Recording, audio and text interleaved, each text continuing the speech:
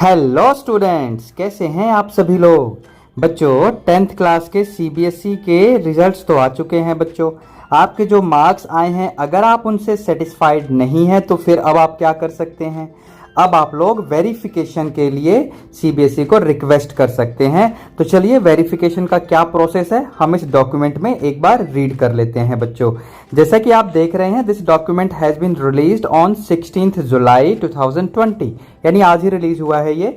और यहाँ पर ये नोटिस क्या है एक बार देखिए। यहाँ पर इसमें क्या हम देखेंगे, modalities and schedule for secondary school class 10th examination 2020 in the subjects whose examination have been conducted by CBSE for the processes of verification of marks, obtaining photocopy of the evaluated answer books, reevaluation of marks. यानी इस document में आप इन तीन चीजों को सीखेंगे, कैसे हमें अप्लाई करना है वेरिफिकेशन ऑफ मार्क्स के लिए, कैसे हमें अप्लाई करना है कि हमें अपनी वेरीफाइड आंसर बुक की फोटोकॉपी चाहिए, इवेल्युएटेड आंसर बुक की फोटोकॉपी चाहिए, उसके लिए कैसे अप्लाई करना है, और फिर अपने मार्क्स को री-इवेल्युएट कैसे कराना है, यानी रीचेकिंग के लिए। तो चलते हैं वन बाय वन इन तीनों प्रोसेस को हम यहां पर एक्सप्लेन करते हैं बच्चों आपके लिए। तो जैसा कि आप लोग देख रहे हैं यहाँ पर ये डिटेल जो है, सबसे पहले यहाँ पर कुछ बातें आपको सीबीएसई ने बताई हैं वेरिफिकेशन ऑफ मार्क्स के लिए। तो सबसे पहला पॉइंट जैसे कि आप पढ़ सकते हैं, request for all the processes will be accepted only online through the boards website. Board की वेबसाइट के थ्रू ही सारा प्रोसेस ऑनलाइन होगा, और जो भी शेड्यूल होगा उस शेड्यूल के अकॉर्डिंग होगा, यानी किस डेट से किस डेट के बीच में होगा उस शेड्यूल के अकॉर्डिंग ही आपको अप्लाई करना होगा। ऑफलाइन मोड में अगर आप रिक्वेस्ट करेंगे या शेड्यूल की डेट्स के अलावा अगर आप रिक्वेस्ट करने की कोशिश करेंगे तो वो एक्सेप्ट नहीं किया जाएगा। बात समझ आ रही है आप लोगों को? ठीक है, अब अगला पॉइंट देखते हैं। यहां पर अगला पॉइंट क्या है, the processing charges can only be deposited online credit और डेबिट कार्ड के थ्रू या नेट बैंकिंग के थ्रू। यानी जो भी फीस आपको पे करनी पड़ेगी इस रिक्वेस्ट के लिए, उसका पेमेंट आपको ऑनलाइन करना है। चेक वाला पेमेंट या डीडी वाला पेमेंट है ना, मनी ऑर्डर वाला पेमेंट या कैश पेमेंट एक्सेप्ट नहीं किया जाएगा। बच्चों ध्यान रखना, ठीक है। तीसरा पॉइंट क्या है, इनकम्प्लीट या ऑफलाइन एप्लीकेशन जो होंगे उसको रिजेक्ट कर दिया जाएगा, और इस बारे में आपको कोई भी कॉरेस्पॉन्डेंस सीबीएसई की तरफ से नहीं मिलेगा। ठीक है बच्चों।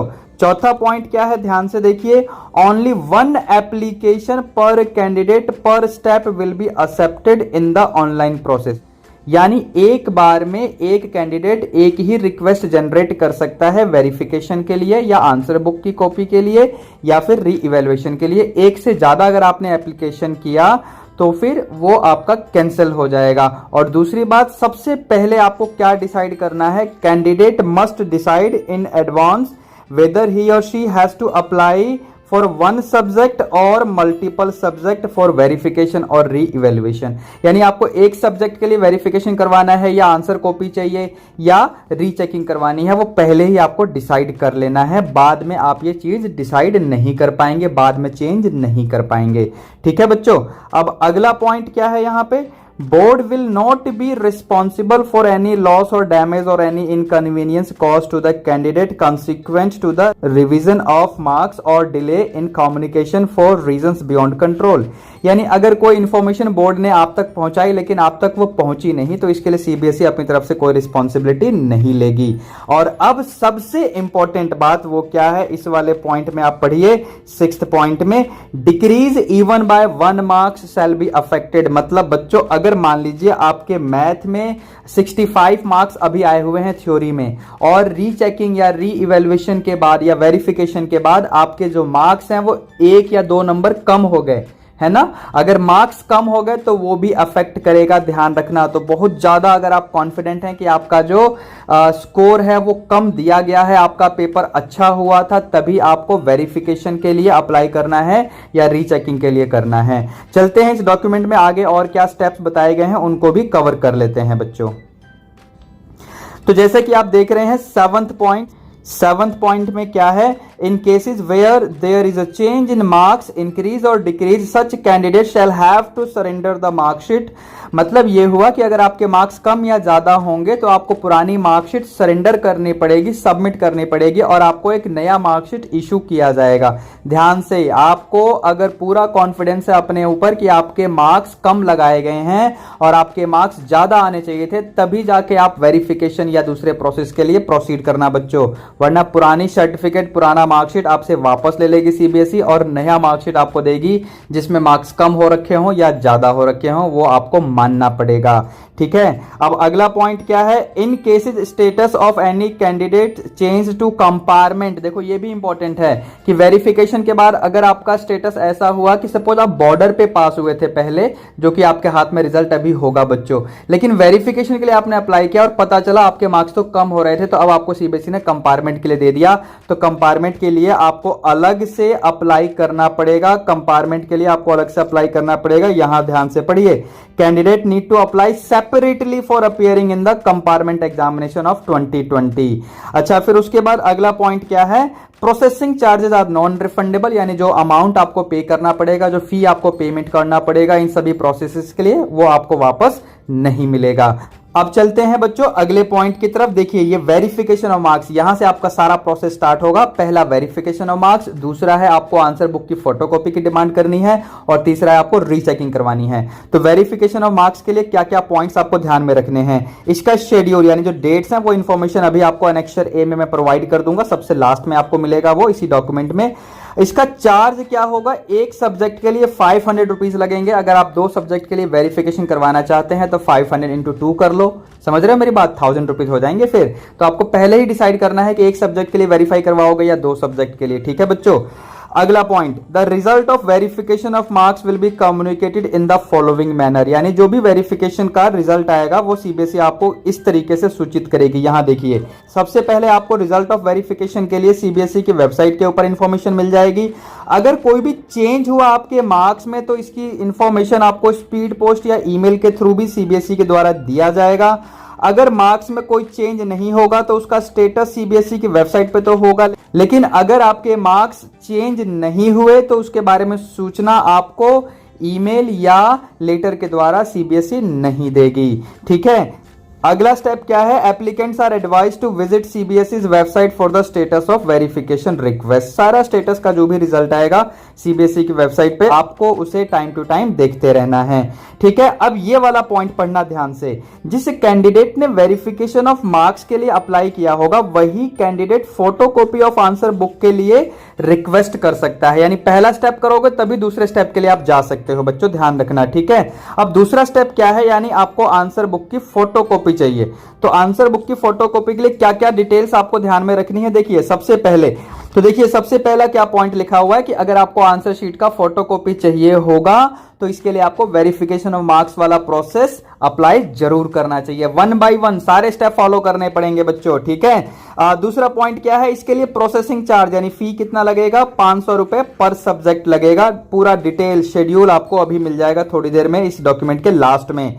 अच्छा, application submitted on behalf of the candidate and also incomplete application will be rejected, यानी अगर आपके बिहाफ पे किसी और ने रिक्वेस्ट सबमिट किया या फिर इनकम्प्लीट एप्लीकेशन हुआ है ना, तो वो रिक्वेस्ट रिजेक्ट कर दिया जाएगा। कहने का मतलब अगर आपने भी रिक्वेस्ट डाल दिया और मैंने भी रिक्वेस्ट डाल दिया आपके बिहाफ पे, आप ही के लिए, तो अब वो 2 रिक्वेस्ट हो गया, या फिर इनकम्प्लीट रिक्वेस्ट हुआ है ना एप्लीकेशन में, तो वो रिजेक्ट कर देगी सीबीएसई। ठीक है, चौथा पॉइंट क्या है, इसको भी पढ़ लेते हैं। Photocopy of the evaluated answer book will be provided in the candidates login account. Actually बच्चों, जब आप लोग वेरिफिकेशन के लिए या आंसर शीट की फोटोकॉपी के लिए रिक्वेस्ट करेंगे तो सीबीएसई की वेबसाइट पे आपका एक लॉगिन अकाउंट क्रिएट होगा। उसी अकाउंट में आपको अपने आंसर शीट का फोटोकॉपी मिलेगा, लेकिन उस फोटोकॉपी में एग्जामिनर्स या पेपर चेक करने वाले जो भी होते हैं उनकी डिटेल्स हाइड कर ली जाएगी। ऑफकोर्स वो चीजें आपको देखनी भी नहीं है, आपको तो अपने मार्क्स से मतलब है। अगला पॉइंट क्या है, applicants are provided scanned copy of the answer book in their login account. ठीक है, स्कैन्ड कॉपी आपको मिल जाएगी आपके लॉगिन अकाउंट में। अब अगला पॉइंट पढ़ लेते हैं बच्चों। अगला पॉइंट क्या है, if the candidate desires to challenge the marks awarded to any question then he और she will have to apply online as per the schedule for reevaluation of marks. मतलब अगर आपको चैलेंज करना है आपके किसी क्वेश्चन के गिवन मार्क्स को तो उसके लिए क्या प्रोसेस है, चलिए उसको यहां पर देख लेते हैं। थर्ड एंड लास्ट, स्टेप में। तो सबसे पहले क्या लिखा हुआ है, जिस कैंडिडेट ने फोटोकॉपी को ऑब्टेन करने के लिए रिक्वेस्ट जनरेट किया था वही कैंडिडेट रीचेकिंग के लिए यानी चैलेंज करने के लिए एलिजिबल हो पाएगा। उसके किसी क्वेश्चन में कितने मार्क्स दिए हैं, इसको चैलेंज करना है या रीचेकिंग करवानी है आपको, ठीक है।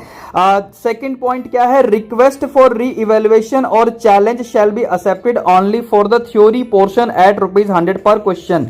यानी थ्योरी वाले एग्जाम के लिए आप रिक्वेस्ट कर सकते हैं, चैलेंज कर सकते हैं रीचेकिंग के लिए, और एक क्वेश्चन के लिए आपको ₹100 का पेमेंट लगेगा। आगे पढ़ते हैं, the applicant will have to refer to the marking scheme. आपको मार्किंग स्कीम प्रोवाइड करेगी सीबीएसई, क्वेश्चन पेपर भी प्रोवाइड करेगी, उसके अकॉर्डिंग आप टैली करके देख सकते हैं अपने आंसर शीट की फोटोकॉपी को, और फिर उसके बाद डिसाइड कर सकते हैं कितने क्वेश्चन के लिए आपको चैलेंज करना है या चैलेंज नहीं करना है, विद प्रॉपर रीजनिंग। आपको रीजन भी देना पड़ेगा आप चैलेंज क्यों कर रहे हो, ठीक है। अगला पॉइंट क्या है, status of re evaluation shall be uploaded on the website. सारी चीजें वेबसाइट ऑफ सीबीएसई वहीं पर मिलेंगी आपको बच्चों, ठीक है। और अगर कोई भी इसका रिजल्ट आएगा तो उसका रिजल्ट आपको स्पीड पोस्ट या ईमेल के थ्रू भी इंफॉर्म कर देगी सीबीएसई, और इसके बारे में आप फर्दर री अपील या रिव्यू नहीं कर सकते हैं बच्चों।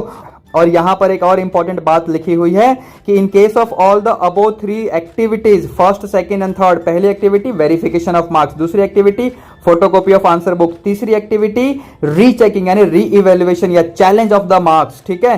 तो इस बारे में जो भी डिसीजन सीबीएसई की तरफ से उनका competent authority of the board लेगा वो फाइनल होगा और आपको मानना पड़ेगा, ठीक है बच्चों। अब सबसे इंपॉर्टेंट बात जिसका आप लोग वेट कर रहे होंगे, यानी शेड्यूल क्या है, डेट्स क्या है इन सभी प्रोसेस के लिए। तो सबसे पहली एक्टिविटी क्या है, ध्यान से देखिए, verification of marks online apply करना है सीबीएसई की वेबसाइट cbse.nic.in, और डेट ध्यान से देखना बच्चों, डेट क्या है, 20 जुलाई से लेकर 24 जुलाई के बीच में, 20 जुलाई से 24 जुलाई के बीच में, और टाइम देख लो 5 बजे तक।